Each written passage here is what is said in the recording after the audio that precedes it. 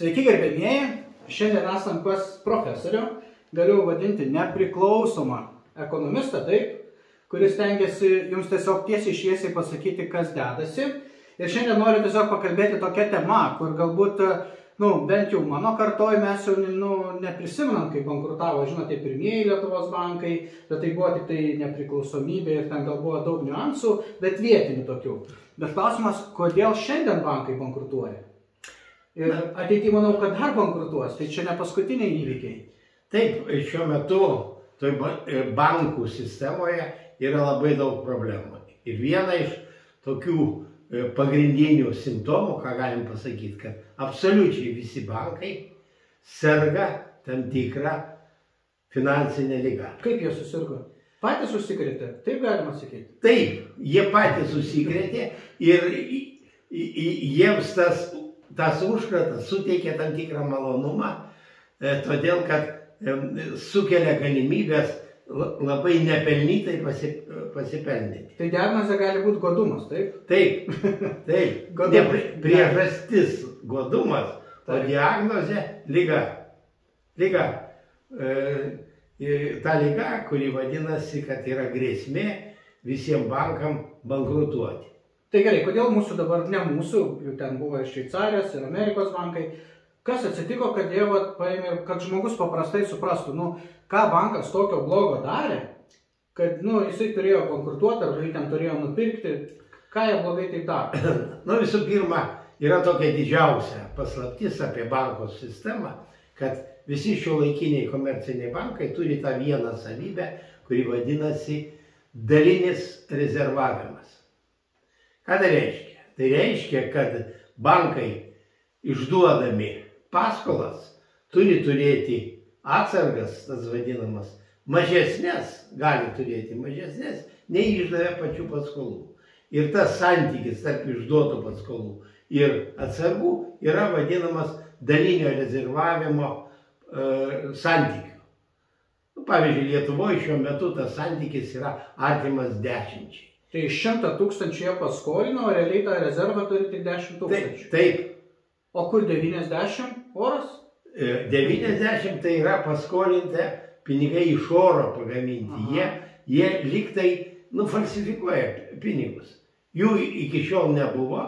Taip. Jie turi tą galimybę į sąskaitą įrašyti ir visi žmonės gavę orinius pinigus turi uždirbti ir banko jau gražinti. Tikruosius su palūkanom dar? Su palūkanom, taip. Tai gerai, pavyzdžiui, tai viena priežastis yra, kad bankai skolina tos orinius pinigus. Taip. Pinigų multiplikavimas dar, ne? Yra kažkaip... Multiplikatorius tai yra tas santykis. Taip. Bet yra to dalinio rezervavimo, todėl kad rezervas, pats rezervas gali būti dalis nuo išduotų paskolų. Galima teikti, kad patys žmonės irgi spausdina pinigus, tai yra imdami paskolas, sukuria papildomai pinigų pasaulį, taip išeina?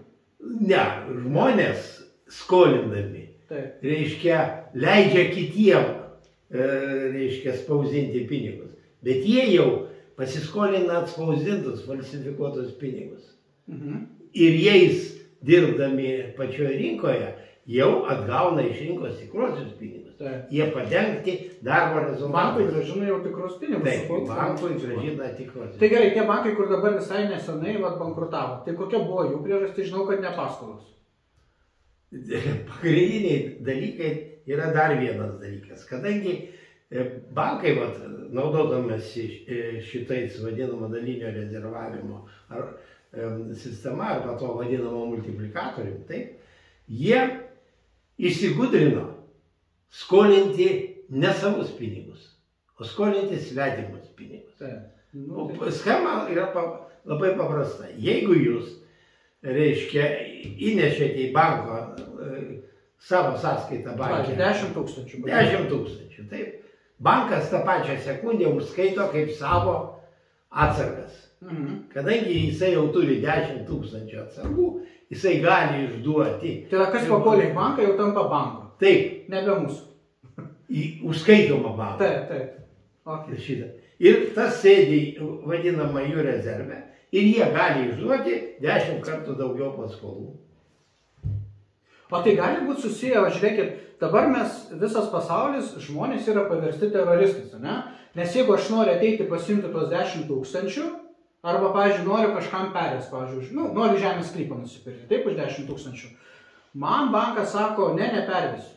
Sako, atneš dokumentus, kam tu vedi, ar tu čia, ar tavęs neapgaudinėjai, ir gali, daug žmonių skundų jau yra, kad ten užsitęsia kartais savaitę ir 2, nes bankui reikia kaip mokesčių inspekcija ir FNTT aiškintis, kodėl aš noriu savo pinigus, pavyzdžiui, už kažką tais nusipirkti ar pervesti.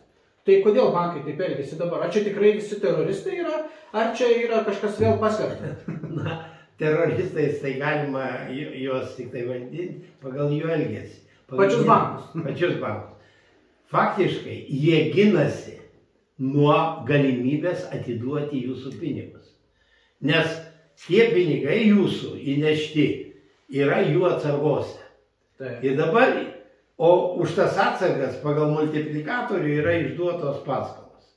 Jeigu jūs atiduodat šitos pinigus, tai... Ne, jeigu jūs jau atiduodat, pas jūs atsargose nieko nelieka. Taip. Pas jūs iš karto bankas jau bankrotinėje situacijoje. Jisai išdavė, reiškia, paskolų daugiau nei pasiliko atsargų. Dėl to jie visokiais būdais stengsis neišduoti jūsų pinigų. Ir visą tą, ką jūs sakote. Bet jie žino, kad vis tiek su laiku turės atiduoti, negali.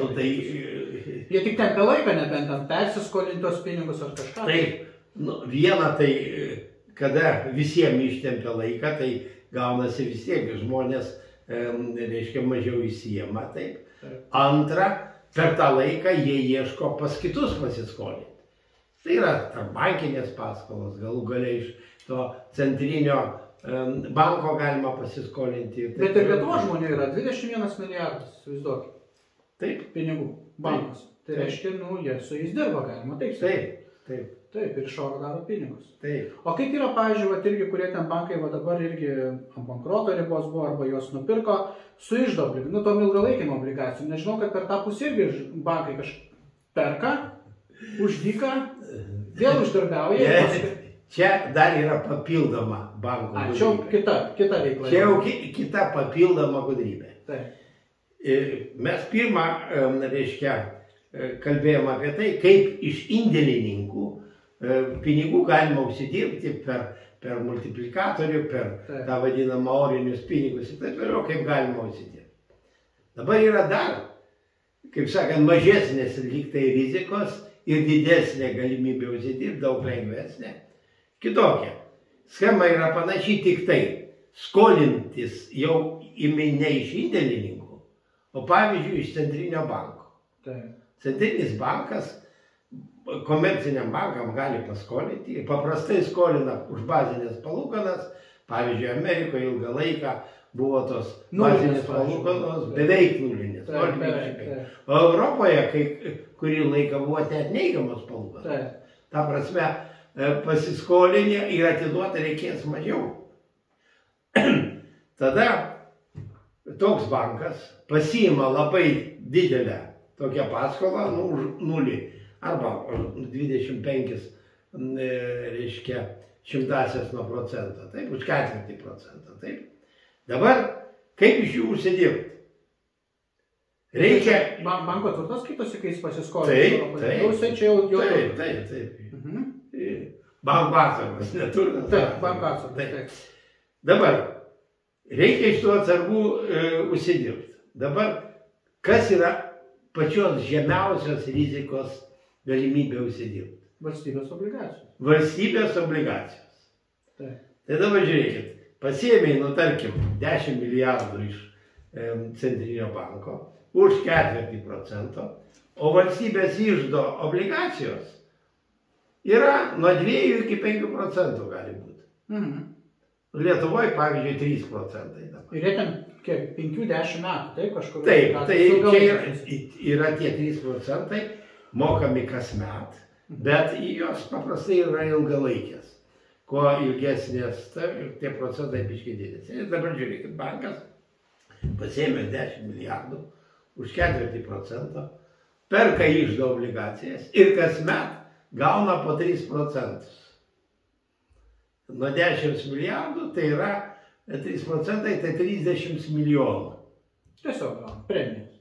Iš valstybės garantuotai kasmet. Mhm.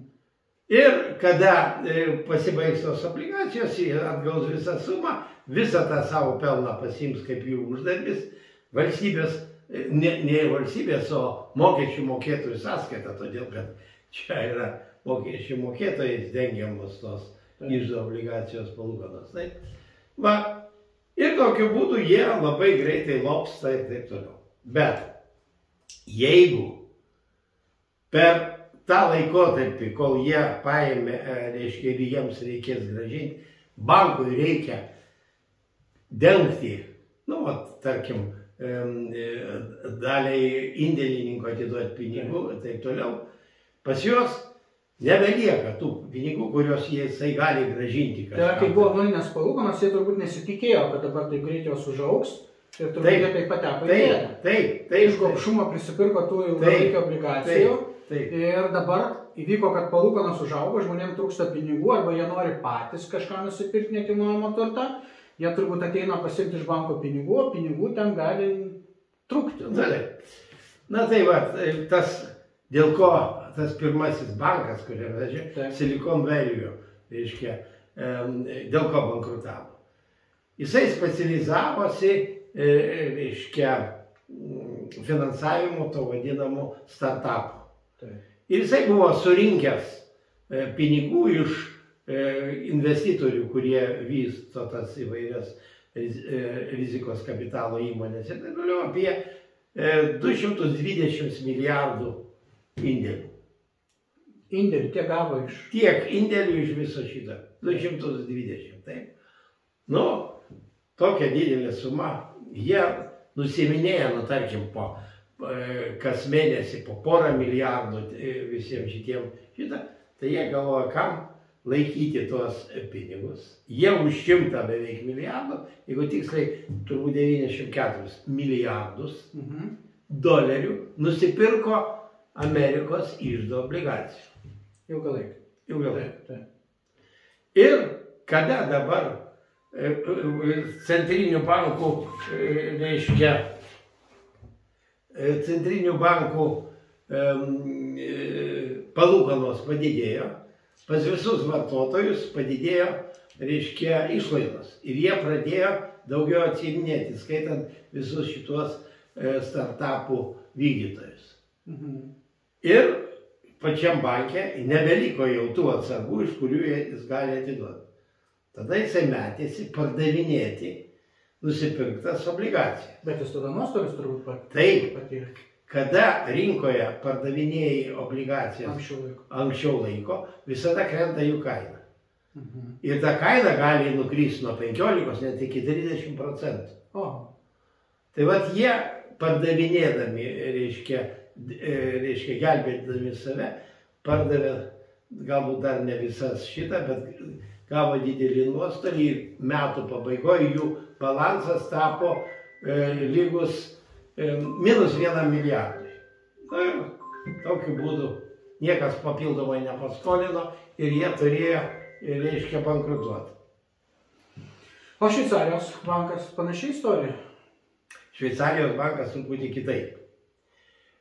Šveicarijos, vat kitas bankas, New Yorko bankas dar toks buvo, tai pas juos schema buvo labai panašiai, tik tai patys indėlininkai buvo kitokie. Bet ta pati schema buvo taip irgi indėlininkų lėšas, jie investavo, kaip sakant, į ilgalaikės obligacijas ir tie, kad reikalavo viskas šito. Šveicarijos banke buvo kitas dalykas.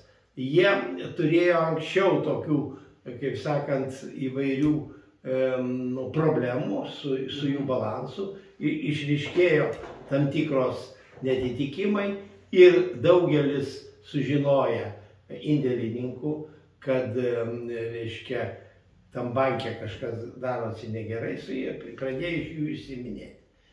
Ir irgi sumažėjo, ženkliai sumažėjo indėlininkų skaičius, sumažėjo tas atsargų kiekis ir tam, kad tą banką išgelbėti, reikėjo, kad kas nors kitas nupirktų ir papildytų jų atsargas. Va taip įvyko.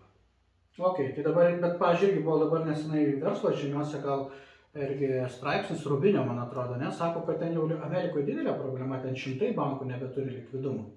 Ir gali čia būti didelė banga tokių bankų. Čia tik pirmi bankai, kaip yra tai bankų.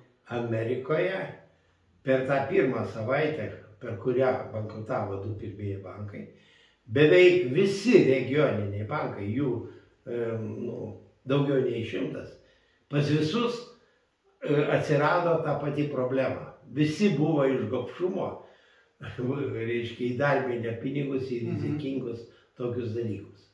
Ir tam, kad kiti bankai nesubankrutuotų, per savaitę centrinė, ta vadinama rezervų sistema, turėjo atspausdinti vėlgi iš oro 300 milijardų dolerių ir išdalinti jiem bankam. Vėl spausdinti reikėjo. Nereikėjo spausdinti, tiesiog skaičiukus pakeisti ir tas skaičiukus padalinti jų sąskaitą. Bet reiškia, jie vėl sukūrė pasaulį, vėl krūvą pinigų ir vėl bus, vėl. Jie vėl padidino tą vadinamą pinigų infliaciją per savaitę 300 milijardų. Po to dar, toliau per mėnesį tas nesibaigė, dar 100 dadėjo. Ir dabar turbūt nesibaigia, tik nieks nepasakoja. Taip, ir tas negali baigtis. Taip. Ir tas negali baigtis. Tai va dabar mes turime tą ypatingą tokią situaciją, kad mus visus labiausiai baudžia tai faktinė kainų infliacija. Pas mus, kadangi išlaidos mūsų visos auga, visi maistas ir energetiniai ištekliai ir kūras ir taip toliau viskas brangsta. Tai reiškia, mūsų pinigų perkamoji galia, kurios mes uždirbam, kurios mes turim savo atsargose, jinai labai stipriai krenta. Pernai vien tik tai per pereitus vienus metus pagal oficialią infliaciją sudarė beveik 22%. Ką tai reiškia? Tai beveik reiškia 1/5 mūsų pinigai esantis, reiškia, mūsų sąskaitose, o reiškia, yra žinoma, kad Lietuvos žmonės yra taupus ir bankuose laiko virš 20 milijardų eurų. Tai va tie 20 milijardų per vienus metus prarado apie 1/5 savo perkamosios galios. O kaip įtakoja valstybės skola, pavyzdžiui? Valstybės skola irgi auga, jau 25 milijardai, kiek domėjausi yra. Tai kiek, pavyzdžiui, yra Europos skola ir mūsų Lietuvos skola? Kiek įtakoja Lietuvos gyventojus? Tai vėlgi su valstybės skola yra tokia vadinamas rodiklis, kuris vadinamas santykis. Skolos santykis su bendru vidaus produktu. Tai Lietuvoje normatyvas dabar Europos Sąjungoje ir taip toliau yra, kad ta vadinama valstybės skola neturi viršyti 70%. Mūsų dabar, reiškia, jau pasiekta beveik 60%. Gal 58 ar 56%. Kad dar galim iki maksimalios normos pasiskolinti. Bet tą skolą tai mes patys turėsim ar atiduoti. Tai turbūt tos mokesčius dabar kelia irgi dėl to, nes reikia tą kreditą aptarnauti. Ne, dabar vėlgi kredito aptarnavimas. Reiškia, bet kokią skolą pirmiausia reikia mokėti palūkanas. Taip, kiekvienais metais ir taip toliau. Kol buvo tos bazinės palūkanos mažos, tai palūkanos ir už valstybės skolas buvo nedidelis. Dabar, kai jos paaugo daugiau nei 5 kartus, palūkanos irgi padidėjo daugiau nei 5 kartus. Ir jas reikia dengti jau iš biudžeto. Dabar iš kur biudžete gali būti ir taip, reiškia, mūsų valdžia tiek finansiškai neišprūsusi, kad beveik per visą nepriklausomybės laikotarpį planuoja tą vadinamą deficitinį biudžetą, tai reiškia, kad išlaidas planuoja didesnės nei pajamas. Automatiškai planuoja, kad reikia skolintis. Taip, nes neturės. Taip. Ir per visą tą laiką jie prisiskolino, visą tą sumą. Ir jeigu tai pasižiūrėti, jeigu visas tas, reiškia, kiekvieno metų deficitą mes per visą tą 30 metų sudėtume ir gautume Bet turbūt Lietuvos valdžia kopijuoja tą, ką daro Amerika, senosios Europos šalis, turbūt, aš taip įsivaizduoju. Ir eina to pačiu keliu, o Amerikoje ir turbūt Europoje, skolos didelės yra jau ten, viršė ir 100 ir 200% kai kurios šalis. Taip, bet pavyzdžiui, tokia Amerika turi galimybę spausdinti dolerius iš oro. Kiek reikia, tiek jinai atsispausdina. Europos centrinis bankas? Europos centrinis bankas irgi, bet Lietuva tai neturi. Taip. Taip, kad norint, kad pas mus atsirastų tų vadinamo eurų Lietuvoje šitą, mes turim nusipirkti dolerius. Aha. Ir juos padėti kaip užstatą tiem išleistiem pinigam. Gerai, tai žiūrėkit, mes iš tikrųjų daugiau apie tai kalbėsim ir žinau, kad profesorius daugiau pasiruošęs gegužės 20 dieną finansų savaitgalį. Tai profesoriau, mes daugiau kalbėsim, kodėl ta problema išsivystė per tiek laiko, iš kur atsirado tas bankų godumas, tai apie ką jūs daugiau irgi papasakosit, kurie ateis į šitą finansų savaitgalį. Na, vieną ką mes visi turime žinoti, kad visa šiuolaikinė pinigų sistema, ta vadinamas šiuolaikinių finansų arba valiutinė sistema, jinai jau sunkiai serga. Ir pagrindinis tos lygos simptomas yra kainų infliacija. Nes visur yra deklaruojama ir mano galva, kad tai yra apgaulingai deklaruojama, kad reikia sudaryti tam tikrą nedidelę infliaciją, tada jinai skatins ekonomiką. Ir dėl to bankai specialiai spausdina pinigus tam, kad sukelti tam tikrą nedidelę infliaciją. Bet žiūrėkit, tas ta infliacija, kurie jie sako, kurią reikia sukelti, turi būti nedaugiau 2% per metus. Taip. Bet jeigu mes dabar pasižiūrėsime per visą istoriją, o kiek kas spausdina pinigų, tai per šitą šimtmetį